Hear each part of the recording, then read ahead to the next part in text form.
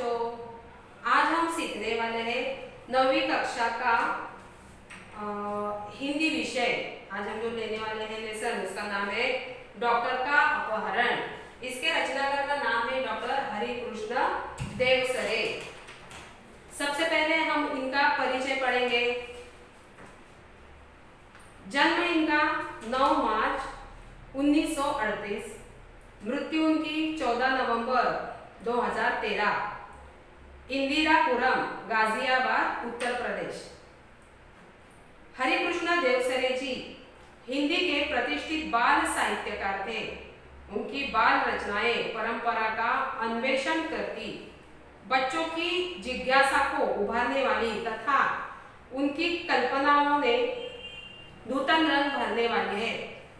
अभी उन्होंने जो प्रमुख कृतियां लिखी है वो देखो, खेल बच्चे का, आओ चंदा के देश चले, मंगल ग्रह में राजू, उड़ती तश्तरिया, गिरना स्काईलैब का, दूसरे ग्रहों के गुप्तचर आदि वैज्ञानिक बाल उपन्यास। अभी ये जो गद्य है, ये जो लेसन है, उसके बारे में उन्होंने क्या कहा है देखो, ये एक विज्ञान कथा है। जीवन की किसी घटना का रोचक प्रवाही वर्णन कहानी है। डॉक्टर का अपहरण एक विज्ञान कथा है। प्रस्तुत कथा के माध्यम से देवसरे जी ने उद्योगों के अंधाधुंध विकास, मशीनों की बढ़ती संख्या, फैलते प्रदूषण, बढ़ती बीमारियां, जलवायु परिवर्तन के कुप्रभावों के प्रति हमें जागरूक किया है। यहाँ पे डॉक्टर हरिकृष्ण देवसरे इन्होंने ये जो हमें विज्ञान कथा दी है, इस विज्ञान कथा में आपको ये नाम सुनकर ही आपको पता चला होगा कि ये लेसन किस तरह से होगा, डॉक्टर का अपहरण। अभी ये जो डॉक्टर होते हैं, ये डॉक्टर, इनका महत्व मनुष्य के जीवन में बहुत बड़ा महत्व होता है। क्योंकि डॉक्टर क्या करते हैं, हम जब बीमार पड़ते हैं तब क्या करते हैं, जल्दी डॉक्टर के पास चले जाते हैं। क्यों चले जाते हैं? क्योंकि डॉक्टर क्या करते हैं, जो बीमारियां होती है उनका इलाज करते हैं। उनकी इलाज से हम क्या होते हैं, ठीक होते हैं। इसीलिए डॉक्टर जो है हमारे जीवन में कितना बड़ा उनका महत्व है, ये हम जानते हैं। कभी कभी क्या करते हैं डॉक्टर लोग, समाज सेवा करते हैं। कई तो डॉक्टर ऐसे होते हैं जो गरीब पेशेंट होते हैं, मतलब जो जिनको पैसों की बहुत सारी ज़रूरत होती है, लेकिन कई बीमारियां ऐसी होती है जो उनके पास पैसा नहीं होता अपना इलाज कराने के लिए। तब कोई डॉक्टर ऐसे होते हैं कि उनसे पैसे भी नहीं लेते, मतलब जो गरीब होते हैं, दीन होते हैं, उनके यहाँ जब पैसे नहीं होते तब डॉक्टर क्या करते हैं, अपने ही जेब से उनको उनका दवाइयों का खर्चा करते हैं। इसीलिए डॉक्टर को भगवान के बाद सबसे बड़ा महत्व दिया जाता है, मतलब भगवान के समान डॉक्टर को माना जाता है। ठीक इसी तरह इस विज्ञान कथा में भी एक डॉक्टर है, लेकिन उस डॉक्टर का क्या हुआ है, अपहरण हुआ है। ये अपहरण किन कारणों के लिए उनका किया गया है, या कोई वजह होगी। अभी ये जो कारण है, ये जो वजह है, हम पढ़ने वाले हैं। देखो, कुछ महीनों पहले आपने डॉक्टर भटनागर के अचानक लापता हो जाने का समाचार पढ़ा होगा। ये जो डॉक्टर है, डॉक्टर का नाम क्या है, भटनागर, डॉक्टर भटनागर। समाचार मतलब जो न्यूज है वो आई है, सब चारों ओर फैली हुई है कि डॉक्टर का अपहरण हुआ है या वो लापता हुए हैं। लेकिन उसके बाद फिर उनके बारे में कुछ भी पता न चला। हुआ यह था कि एक रात को लगभग 2 बजे उनके घर की कॉल बेल बज उठी।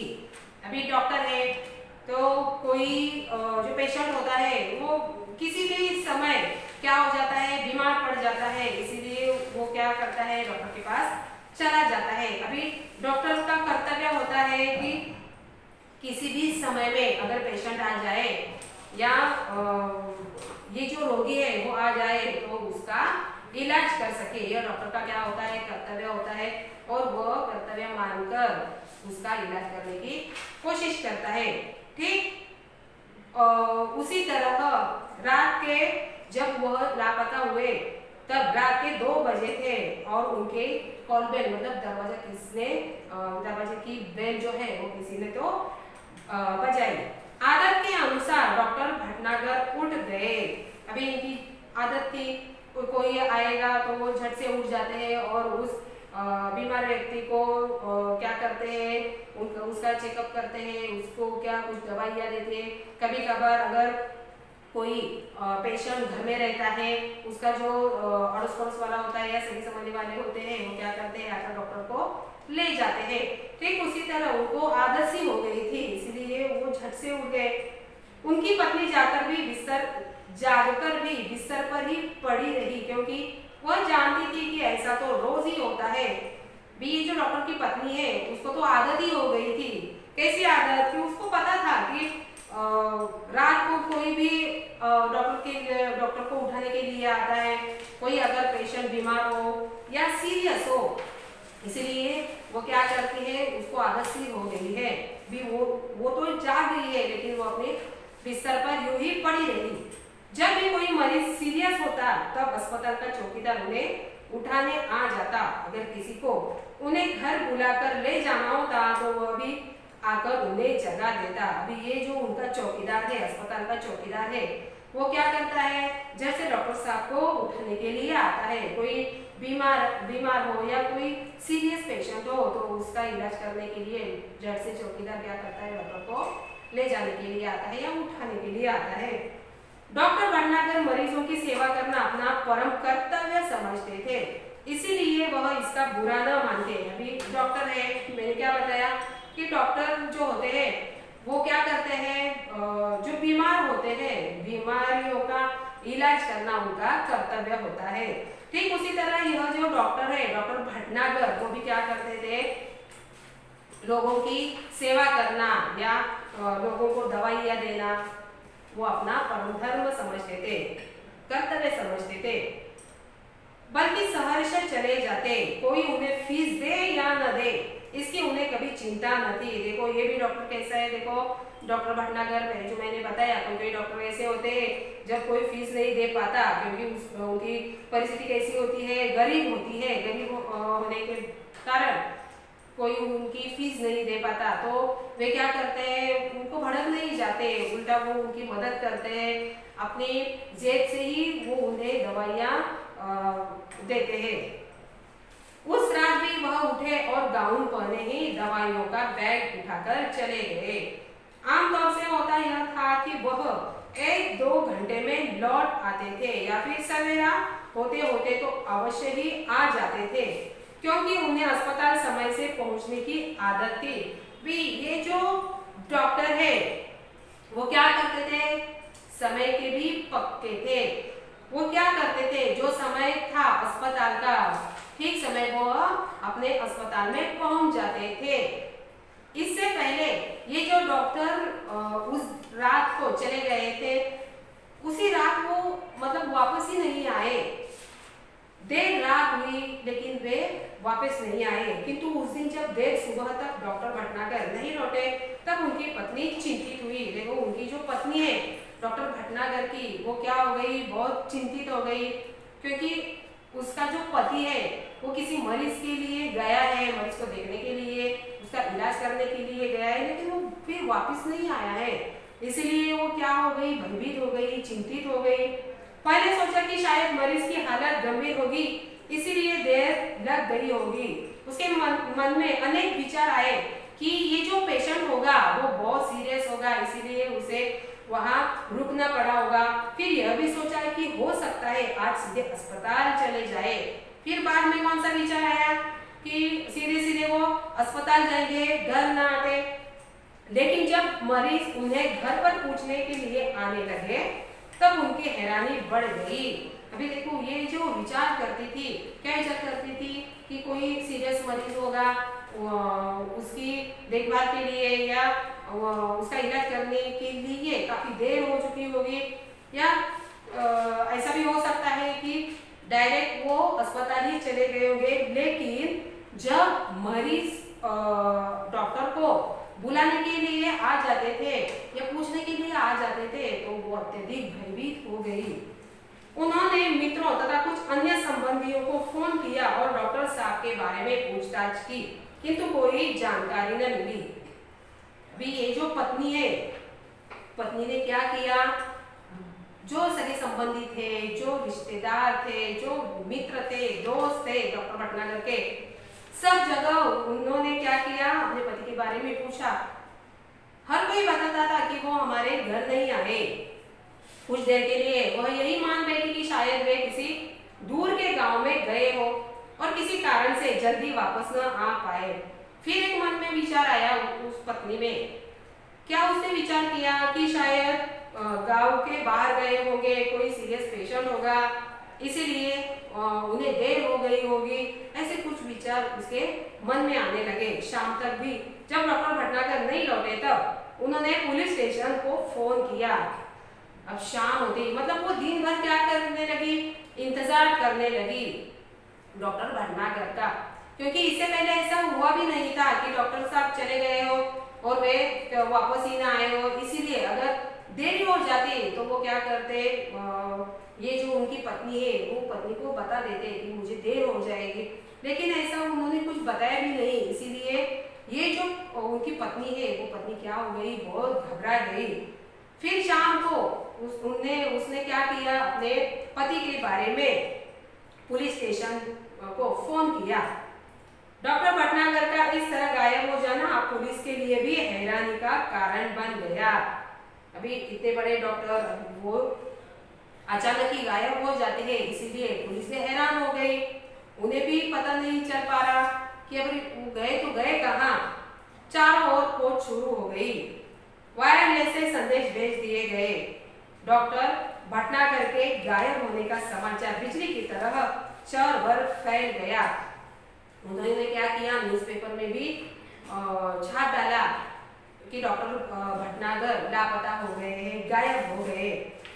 ये जो उनका समाचार है, न्यूज़ है, वो क्या हो गई, बिजली की तरह चारों ओर फैल गई। उनकी पत्नी खोज के लिए केवल इतना ही सूत्र दे सकी कि डॉक्टर साहब अपनी कार में नहीं गए। अभी पूछताछ शुरू होने लगी, पत्नी से पूछा गया डॉक्टर जी के बारे में। फिर उनकी जो पत्नी है वो पत्नी कहने लगी कि डॉक्टर साहब कैसे गए हैं, अपनी कार में नहीं गए हैं, उन्हें लेने कोई गाड़ी आई थी, जो कोई आया था उन्हें लेने के लिए, वो खुद ही अपनी गाड़ी में बिठाकर डॉक्टर साहब को ले गया है, जिसकी बड़ी पहियों के निशान उन्होंने सवेरे घर के बाहर सड़क और फुटपाथ पर देखे थे।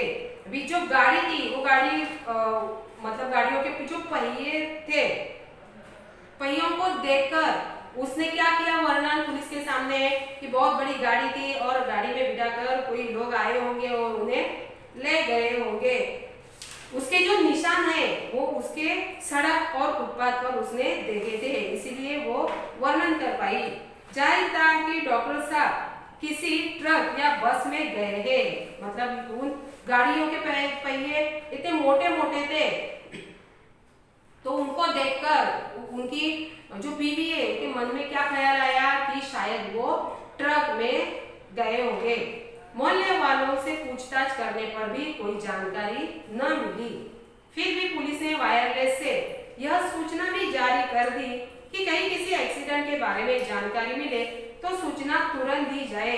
अभी जो मोहल्ले वाले हैं, मोहल्ले वालों से भी काफी पूछताछ की गई, अड़ोस पड़ोस में, आजू बाजू में, कि डॉक्टर जी के बारे में, लेकिन उनसे भी कोई जानकारी नहीं मिली।